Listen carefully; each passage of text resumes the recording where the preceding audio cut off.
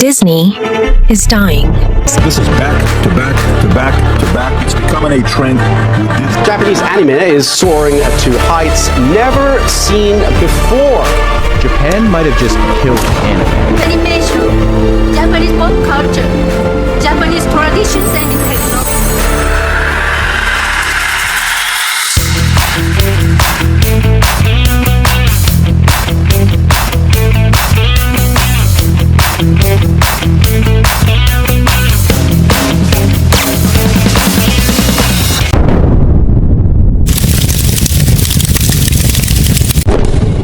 Aladdin, Cinderella, Donald duck, Mickey mouse, यही तो थे हमारे बचपन के साथी।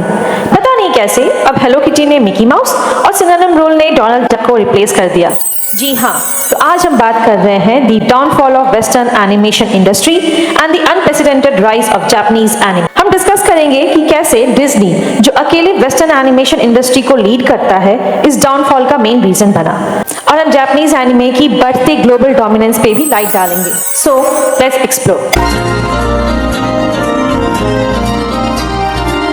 दी वॉल्ट डिज्नी कंपनी, जो अकेले एनिमेशन इंडस्ट्री को रूल करता है, is finally losing its magic. Don't believe me? Number से बात करती हूँ। 2023 में आउट ऑफ 5 रिलीजेस 3 फ्लॉप थी, which amounts to the total loss of $1 billion to Disney. 2022, Star Wars or Marvel TV faced massive decline. Since Feb 2021, Disney lost $140 billion in valuation. This past summer, Disney stock hit a 9-year low with its marketing cap falling from $350 billion to $154 billion, a decline of, Vinny, you ready? They lost $196 billion in 1 year. लेकिन Disney, the happiest place on earth, ने अपनी happiness आखिर खोई कैसे? Well, if we closely observe, Disney के recent releases were mainly remakes and sequences.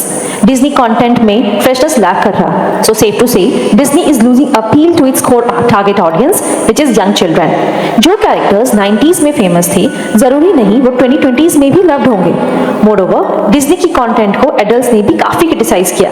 Listen up. Heads of Disney talked about their trans kid and their non-gender binary kids, and how everybody, your kids, need to be educated in the ways of this sort of subjective, individualist sexual culture. I mean, do children really need to know about the sex lives of any cartoon characters?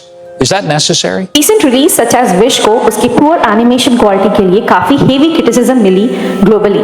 लेकिन फिर question arises, Disney जो breakthrough innovation, meticulous talent और exceptional quality के नाम से जाना जाता है, suddenly अपना USP कैसे compromise करने लगा? Well friends, किसी भी कंपनी के रिजल्ट उसके employees पे heavily dependent करती है, और बस यही dependency Disney को भारी पड़ रहा है। The famous DEI project ने Disney की corporate structure को अंदर से हिला कर रख दिया। DEI means diversity, equality and inclusion. Let me explain. Disney का फोकस प्योर टैलेंट से हटकर पॉलिटिकली करेक्शन की तरफ चला गया with policies such as in creative leadership at least 50% of producers, directors and writing staffs should come from under representative group, जैसे minorities. Casting directors should either be from an underrepresented group or not previously worked on Disney show as casting directors. Disney welcomes newcomers over loyal employees. So well-trained staff की value को नजरअंदाज कर new heirs की training पे focus चला गया। They even turned down well-written script in favor of diversity. Result: low quality production. अब low quality को compensate करने के लिए डिज्नी के रिलीजेस की क्वांटिटी बढ़ा दी गई। डिज्नी CEO बॉब ने इसी क्वांटिटी ओवर क्वालिटी को मेन कल्प्रिट बताया। Hence he cancelled multiple projects जो लो परफॉर्मिंग थी। हद तो तब हो गई जब डिज्नी एग्जीक्यूटिव्स ने मार्वल्स की फ्लॉप का रीजन ऑडियंस की टेस्ट को बताया। Like seriously? Disney has engaged in the greatest act of brand suicide that has probably ever happened in recorded history. The most beloved brand, the most goodwill. We as adults trust Disney with our children. Disney helped shape the worldview of every single adult in this country, and they created the greatest content library ever assembled in all of human history, and then they squandered it. और बस यही हुआ। Disney की downfall ने gap create किया in the animation industry which got filled by Japanese anime. Japanese anime now holds over 40% of the global anime market share. Anime एक Japanese word है for animation. Japan की animation industry record box office hit कर रही, with its impact expanding exponentially in international market. 2023 में Japanese anime की overseas revenue was 1.72 trillion Japanese yen generate किया। अगर इस रेवेन्यू में डोमेस्टिक रेवेन्यू ऐड करें तो total revenue becomes record 3.35 trillion yen, जो 2022 से मैसिव 14% हाई थी।